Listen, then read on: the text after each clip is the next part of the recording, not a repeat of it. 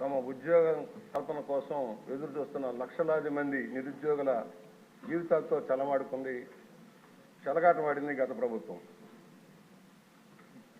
సంతలో పశువులను అమ్మినట్టుగా పోస్టులు అమ్మేశారు. మంత్రి గారి దృష్టిలో ఉందనే అనుకుంటున్నాను. పాపం జగన్మోహన్ రెడ్డి గారికి ఇది పీనట్.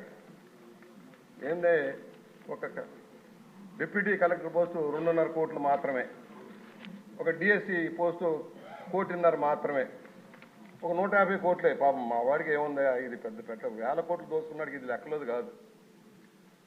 అందువల్ల కానీ పేద విద్యార్థుల జీవితాలతో చెలగమాడారు. 162 పోస్టులకి గత ప్రభుత్వంలో చంద్రబాబు గారు నోటిఫికేషన్ ఇస్తే ప్రభుత్వం మారాక ఆయన పబ్లిక్ సర్వీస్ కమిషన్ని సొంత జాగీర్దారులాగా వాడుకున్నాడు.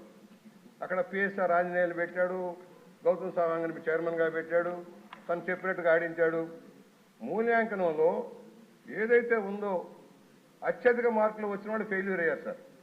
వాళ్ళకు ఉద్యోగాలు రాలే. ఇంటర్వ్యూలో మాత్రం టాప్ ర్యాంకింగ్ ఇచ్చారు. దానివల్ల బీసీ ఎస్సీలకు చాలా నష్టం జరిగింది. బీసీ ఎస్సీ ఎస్టీలకు చాలా నష్టం జరిగింది. మేము అడుగుతా ఉన్నాం, హైకోర్టు చెప్పింది మూల్యాంకనం చేసి కొత్తగా మీరు నిర్ణయం చేయమన్నారు. హాయ్లాండ్లో కూర్చొని నిర్ణయాలు చేశారు. దాన్ని ప్రకటించకుండా హైకోర్టుకు తప్పుడు సమాచారం ఇచ్చారు. దాని ద్వారా మరలా మూల్యాంకనం ఎస్ఆర్ కాలేజీలో కూర్చొని మళ్ళా మూల్యాంకనం చేశారు 2 సార్లు. దాని ద్వారా తనకు ఎవరైతే డబ్బులు ఇచ్చారో తమ ప్రాబల్యం కలిగిన వాళ్ళకి, తమ అనుమాయులకి పదవులు కట్టబెట్టడం కోసం భారీ కార్యక్రమం చేశారు. దీనివల్ల గందరగోళం వచ్చింది. 162 మందికి పోస్టులు ఇచ్చేశారు. తాంబూలాలు ఇచ్చాం, తన్నుకు చావండి అన్నట్టుగా అయింది కార్యక్రమం. ఇవాళ ఎవరైతే బాధితులు ఉన్నారో వాళ్ళు కోర్టుకు వెళ్ళారు. ఇవాళ కోర్టు జ్యూరిడిక్షన్లో ఉన్నా ప్రభుత్వం నిర్ణయం తీసుకోవాల్సిన అవసరం ఉంది. ఎందుకంటే న్యాయం చేయాలి, నిరుద్యోగులకు న్యాయం చేయాలి. అసలే పోస్టులు తక్కువ. గ్రూప్ 2లో కూడా అదే జరిగింది. మంత్రి గారి దృష్టికి తీసుకొస్తున్నాను అధ్యక్ష.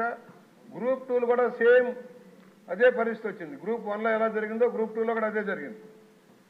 భారీ ఎత్తున చేతులు మారింది డబ్బులు.